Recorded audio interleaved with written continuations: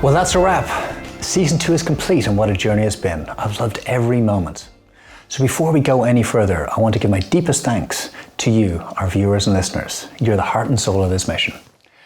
And thank you for making more conversations on climate possible. Now let's take a look back over Season 2 and share what we've built together. A year ago I was celebrating the conclusion of our first series.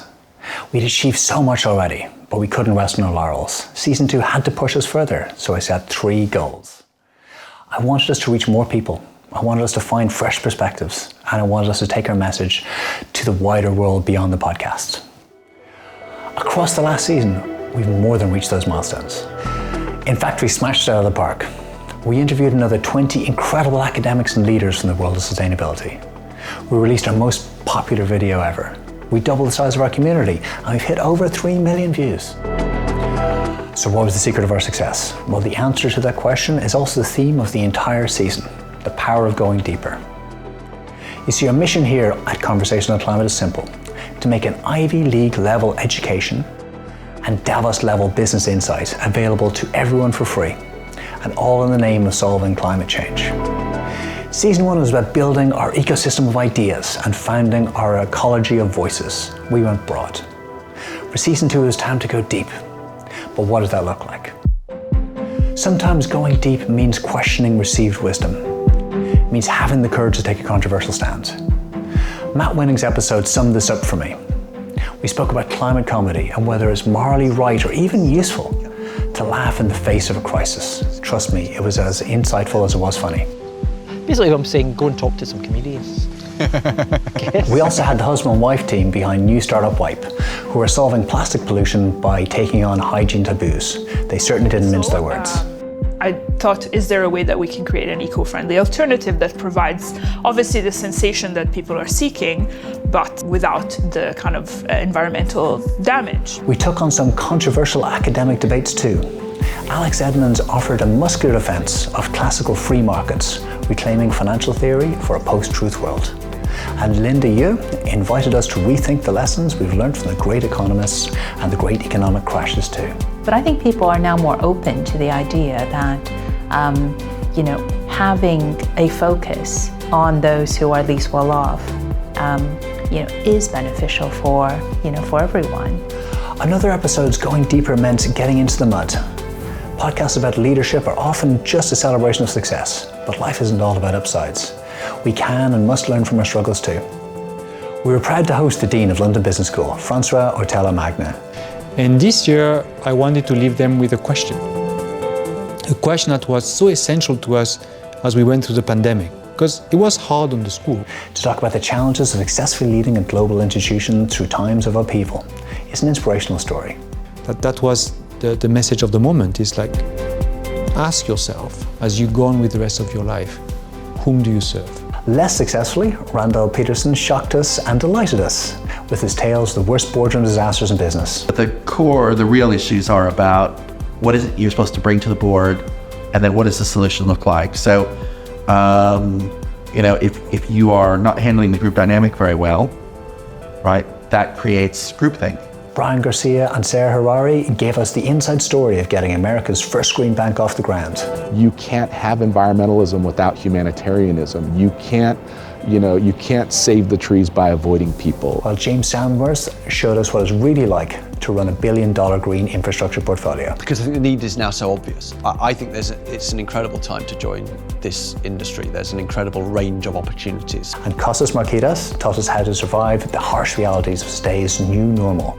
The power of permanent urgency, and how to ignore your critics. Why is it that some companies responded well to the digital disruption and some failed? It's not necessarily the strategy that they followed, and it's not necessarily the leadership behind the strategy that determines success, but it was the attitude that these organizations brought into the fight. So having the right attitude towards disruptions could differentiate between success and failure. Elsewhere, going deeper meant going beyond carbon. Jane Stout gave us a masterclass on biodiversity and why it matters for climate change. It's an episode I strongly recommend. But modern economic theory was developed at a time where there were way fewer people and way more resources on the planet. And infinite growth is not possible on a finite planet. Brian Caulfield talked about the revolution in transport, and it's more than just electric cars. We tackle livable cities, air pollution, and the inequalities of urban design. We're doing this for a greater good, and we're trying to make all of these changes to make our cities and everything else better and more clean, more healthy, all of these types of things. But it's also the global climate crisis that we're in at the moment has never been more acute. Yarav Cohen took us to Africa and the amazing work his company is doing, bringing distributed solar to the most remote communities. This is climate justice as development too. We operate in villages in the middle of far away. Getting there is hard. Customs, water, rain, floods, workforce, and so on. And interestingly enough, that's where the technology comes in. The technology about management of that big workforce, making sure there's constant delivery in a lot of houses in a large scale that ramps up and no product are lost. And Reggie Shandy taught me to see things from the other direction.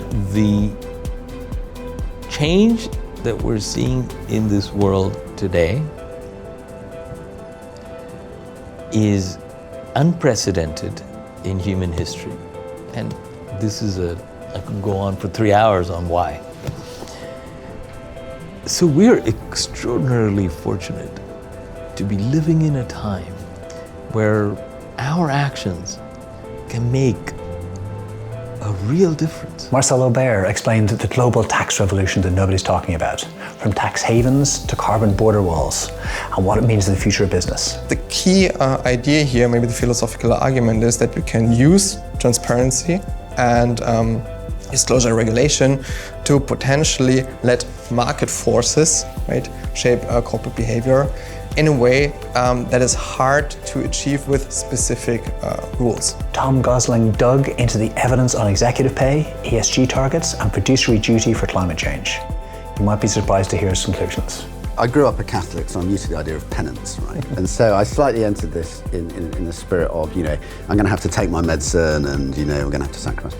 But actually, there's quite a lot of stuff that you can do around climate change that actually not only is not negative, but is actually life-enhancing. Julio Del Paz offered an insider's view for a workable hydrogen economy.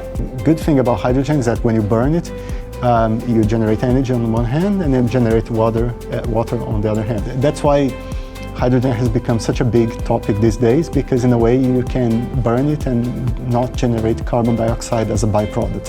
While Eduardo Flamini Silva laid out the real impact of war, inflation and geopolitics for clean energy markets and the billion-dollar bets riding on them. So I would hope that in 10 years, if you think first developed markets would have renewables and other energy transition technologies established as mainstream. All these guests were fantastic, and I'm grateful to everyone.